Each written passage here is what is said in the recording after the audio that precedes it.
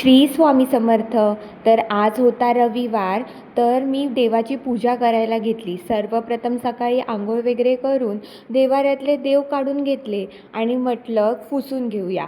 मग त्यांना स्वच्छ फडक्याने पुसून घेतलं आणि देवाराही पुसून घेतला आणि देवाऱ्यात पहिलं स्वस्तिक काढून घेतलं, कारण की स्वस्तिक काढणं शुभ मानलं जातं. त्याच्यानंतर पुसलेले देव एक एक करून देवाऱ्यात ठेवून घेतले आणि मग देवारा छान दिसत होता. त्याच्यानंतर देवपूजा करताना माझ्या लक्षात आलं की मी देवपूजेसाठी फुलंच आणली नाही. मग आमच्या बागेमध्ये मस्त अशी जास्वंद फुलली होती. म्हटलं की चला तिथूनच फुलं काढून घेऊन येऊया. मग देव सगळे लावून झाल्यानंतर मी फुलं काढायला निघाले. त्याच्यानंतर ही तुम्ही पाहू शकता, ही आमची छोटीशी बाग आहे. तर त्याच्यामध्ये जास्वंद खूप छान फुललं आहे. मग तिथेच मी जास्वंद तोडायला गेली. जास्वंदाची फुलं काढली.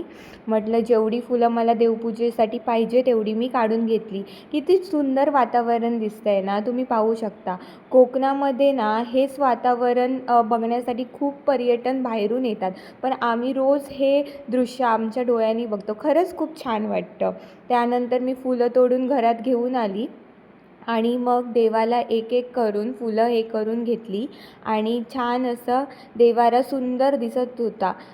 फुलं ठेवल्यावर देवांना एक प्रकारचं रूपच आलं होतं असं आपण म्हणू शकतो. किती छान आणि प्रसन्न वाटतं ना जेव्हा आपण देवपूजा करतो. मला तर खूप छान वाटतं.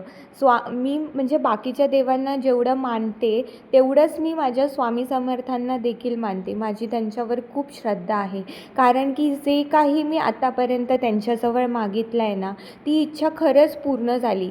भलेही थोडा टाईम लागेल, पण ते स्वामी तुमची इच्छा नक्कीच पूर्ण करतील. तुमचीही कोणती इच्छा असेल जी पूर्ण होत नसेल, तर तुम्ही स्वामी समर्थांजवळ मागून पहा, तुमची इच्छा नक्कीच पूर्ण होईल. नंतर मी पाया वगैरे पडली आणि घरी पोहे केले होते नाश्त्याला. मग ते खाऊन वगैरे घेतले आणि मी दुसऱ्या